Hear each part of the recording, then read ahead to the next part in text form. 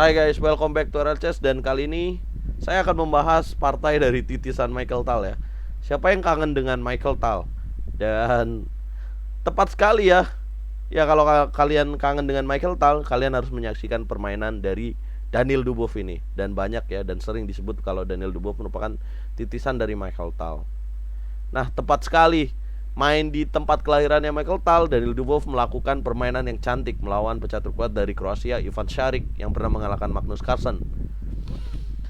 Dengan elo rating 2644, Daniel Dubois membuat pecatur itu terkapar ya dalam permainan ciamik ini. Bagaimana partainya? Langsung saja kita simak dalam lanjutan babak ke-6 FIDE Grand Swiss tahun 2021. Ya, Daniel Dubois membuka E4, dijawab C5, kuda F3, D6, dan gajah B5, skak. Ya, ini merupakan Sicilian defense dan Daniel Dubois memilih variasi Rossolimo gajah B5. Yang sebenarnya ya teman-teman, menurut survei dan secara pengetahuan, menurut pengetahuan yang saya tahu ya, gajah B5 Rossolimo ini jarang sekali menyajikan permainan yang sangat immortal karena lebih ke posisional ya teman-teman. Tapi Daniel Dubois mampu merubah ini. Bagaimana dia bisa merubah ini? Dan coba kita saksikan. Ya, ada 3 jawaban, kuda C6, kuda D7, dan gajah D7 yang bisa dipilih pecatur Kroasia ini. Tapi dia memilih kuda D7 ya. Rokade, Daniel Dubois A6 dan gajah D3. Kenapa nggak memilih gajah A4 bang? Ya, ide dari gajah D3 ini untuk menyelipkan gajahnya ke C3 kemudian gajah C2. Kalau Daniel Dubois memilih gajah 4, gajahnya akan trap ya di sini dengan B5, gajah B3 dan C4, trap dan tewas. Kemudian melanjutkan kuda G6, C3, B5 dan A4 di sini dobrak Daniel Dubois.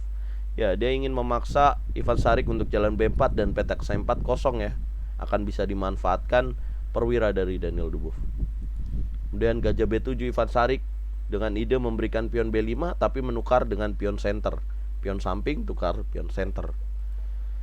Tapi Daniel Dubois melanjutkan A kali B5, A kali B5, benteng A8 tukar, menteri A8 dan kuda A3. Langkah yang sangat menarik. Ya, dia memang tetap memberikan pion di E4 tapi dengan mengancam pion B5. Kemudian melanjutkan B4, kuda B5, ancam kuda C7 dan dijaga menteri A5. Ivan Šarić, kemudian C kali B4, C kali B4 dan gajah C4 dari Dubois. Wow, ya, pawn sacrifice atau mengorbankan pion, tapi dengan tujuan mengaktifkan buah ya. Kita tahu bahwa pecatur hitam dari Kroasia ini belum mengeluarkan gajah untuk mengamankan raja ya. Dan Daniel Dubois melihat kesempatan itu, kuda kali E4, D3. Keaktifan buah sangat penting ya untuk pecatur yang agresif. Kemudian D3 dan D5.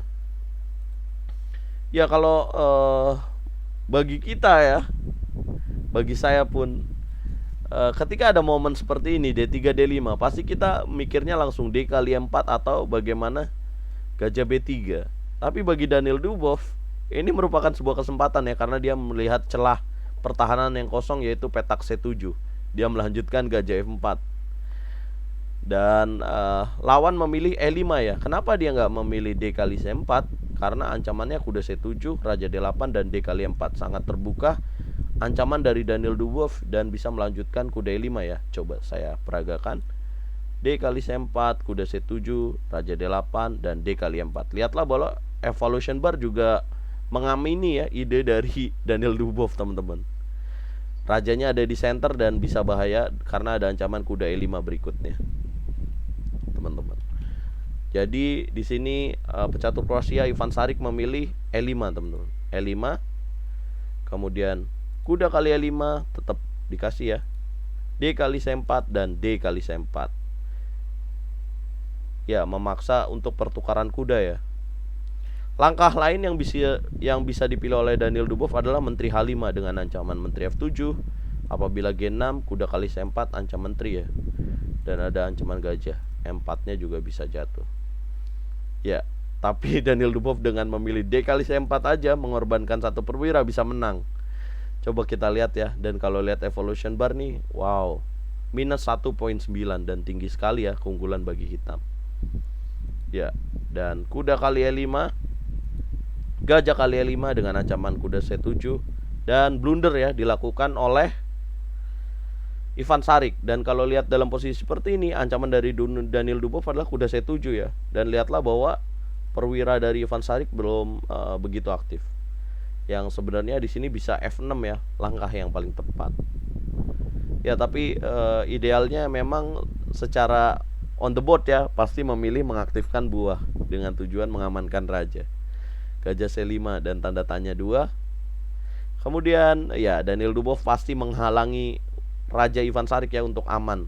Dia tidak mau karena kalau rajanya udah rokade, game over untuk Daniel Dubov. Gajah D6 paksa, gajah kali D6, kuda kali D6 paksa, makan lagi. Menteri kali D6 dan resmi ya, tidak boleh rokade. Karena menteri membatasi pergerakan raja lawan. Gajah C8 dengan ide menutup. Benteng E1 tutup gajah E6, benteng D1 memanfaatkan ruang, memaksa hitam tidak bisa melakukan pertukaran menteri. Menteri A8 dan C5 dorong, menteri C8 dorong pion C6, H5 benteng E1 ya, membatasi pergerakan ya.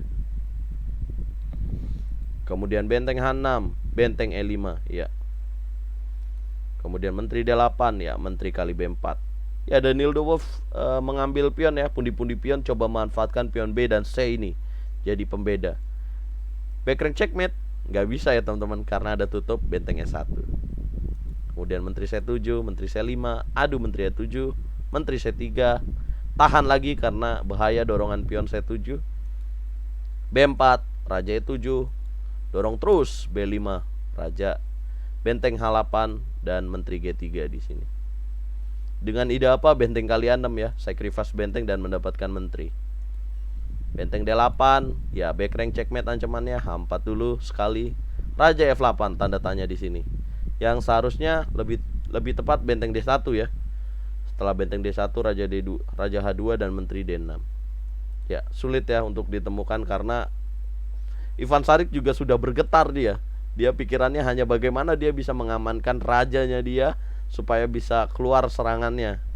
Karena walaupun menang satu perwira tetap dalam tekanan ya dan terikat gajahnya di sini dalam pinning.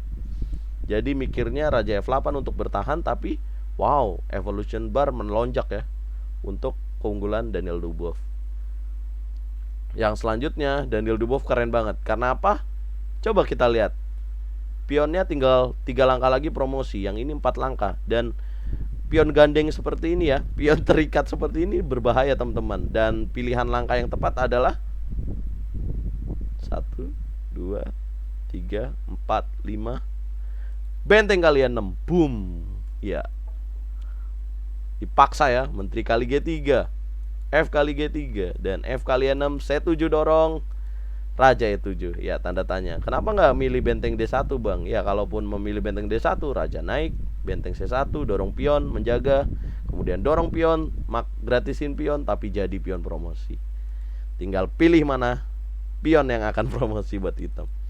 Ya raja E7, C kali D8 promosi, makan raja F2, raja C7, raja E3, raja B6, raja D4, raja kali B5 dan raja E5. Menyerah karena apa? Karena raja putih akan makan ya, akan ngabisin pion ini dan pionnya akan promosi. Wow, 42 langkah ya. What a nice ya. Gila sih ini. Benar-benar kenapa layak Daniel Dubov disebut sebagai titisan Michael Tal. Ini merupakan hari yang indah karena apa? Hari yang indah untuk Daniel Dubov karena permainan ciamiknya ini. Dan sayangnya ini hari yang buruk untuk Ivan Šarić karena hari ini hari libur Vie de Grand Swiss. Jadi dia ya di hari libur ini harus bergalau ria ya. Bergalau ria karena apa? Karena permainan Daniel Dubov yang wow ya, harus diakui ya bahwa dia menang satu perwira tapi terasa tidak menang satu perwira teman-teman. Nah, coba kalian komentar ya, apakah layak Daniel Dubov disebut sebagai titisan Michael Tal karena permainannya ini. Dan inilah kenapa Daniel Dubov juga banyak fansnya ya di Indonesia karena permainannya yang menyajikan wow, taktikal ya. Buat temen yang di rumah, teman-teman yang lagi menonton sekarang, jangan coba-coba kalau kalian nggak punya ilmu taktikal seperti Daniel Dubov teman-teman. Benar-benar gila, 2714 elo ratingnya teman-teman. Coba komen kesalahan apa yang membuat Ivan Šarić jadi kalah ya. Dia tidak bisa memanfaatkan satu perwiranya ini. Dan jangan lupa saksikan lagi besok ya kelanjutan dari video Grand Swiss, karena hari ini hari libur. Tapi nanti malam saya akan live untuk mabar ya, main bareng sama kalian. Jangan lupa nyalakan loncengnya, dan kalau kalian suka video ini jangan lupa like, share, subscribe, dan komen teman-teman. Dan dukung terus percaturan Indonesia, dukung terus RL Chess. Catur Yes Indonesia Jaya. Sehat-sehat semuanya teman-teman.